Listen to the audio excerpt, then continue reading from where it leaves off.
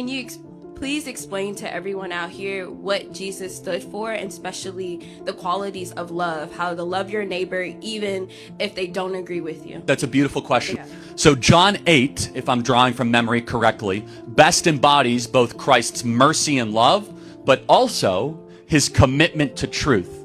And sometimes in the modern gospel, we overemphasize the grace and we underemphasize the truth. Yeah.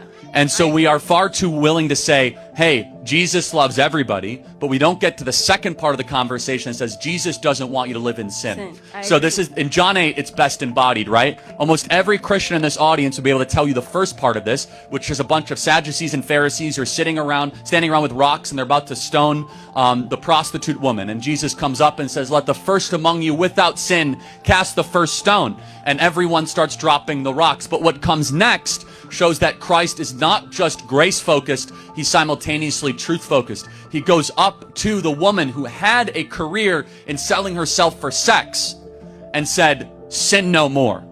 Now, imagine today how much trouble you would get in if you would go up to somebody and say, stop sinning. Oh, you're being too judgmental. No, you're actually being Christ-like. So Jesus stood. He was 100% grace and truth. And that tension is very hard in a modern world because we want to overemphasize grace when in reality Christ loves us too much to have us continue to live in sin. He wants us to try to elevate our actions to glorify God in all that we do.